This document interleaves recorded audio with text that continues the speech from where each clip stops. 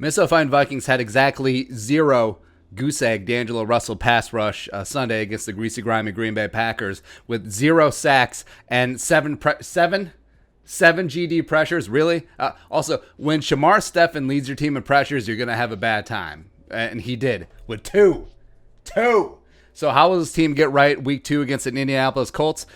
Well. Former Jacksonville Jaguar AFC South participant Yannick the Freak Ngakoue may have something to say about that. So Yannick has 37 pressures, 6.5 sacks in 8 career games against the Colts, plus a strip sack in each of the 2019 contests, primarily lined up against pretty solid left tackle Anthony Costanzo. He owns Costanzo.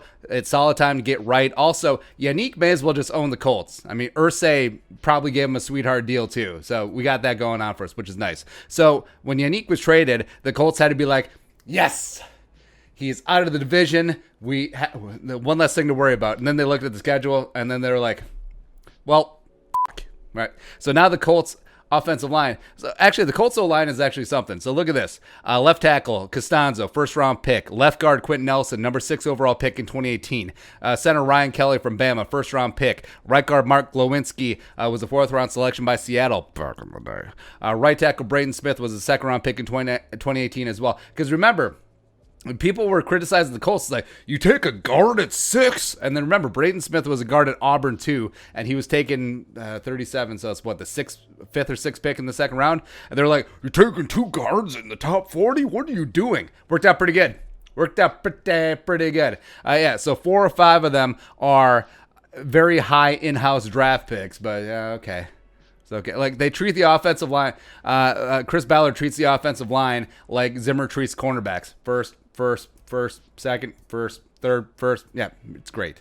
So that Colts offensive line did keep the corpse of Phillip Rivers clean on Sunday, allowed a very familiar 0 sacks and only 7 pressures against the Jaguars, who, by the way, the Jaguars, I mean, they won, but, I mean, their pass rush could use like a Yannick Ngakoue type, but yeah, whatever. But the Colts offensive line is solid, but they can get got.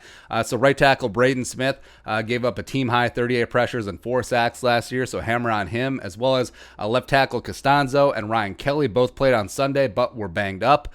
Plus, Quentin Nelson was initially on the injury report. Of course, he is Quentin freaking Nelson, right? But also, he did have a team-high 11 penalties last year, because not only does he love to crush, I mean, homeboy likes to hold, too. And then Glowinski is like, whatever, right? So Yannick already has great experience against Braden Smith, as well as especially Anthony Costanzo. And also, you'll find this too, that when you have division rivals, especially edge rushers versus tackles, guys will build up a dossier on each other. And over time, I feel like the edge does eventually go to the edge rusher, where you see like David Bakhtiari is one of the best left tackles in the league. He doesn't have to hold and false start every single time. He's good enough on its own. I digress. But Everson Griffin did always seem to get the better of him. And also you look at like Daniil Hunter against Brian Bulaga or pretty Ricky Wagner. Like the things that Daniil did to Wagner when he was starting right tackle of the Lions, right now he's in Green Bay, by the way, like would be a felony in most states. Like it was a full-on just like beat down. It was absolutely great and phenomenal. So Yannick having all of this experience against Braden Smith, and especially Anthony Costanzo, it's going to be big. It is going to be really big. Now, familiarity obviously works both ways, because the Colts know Yannick too, except they didn't do a good job stopping him. So Frank Reich has been there since 2018.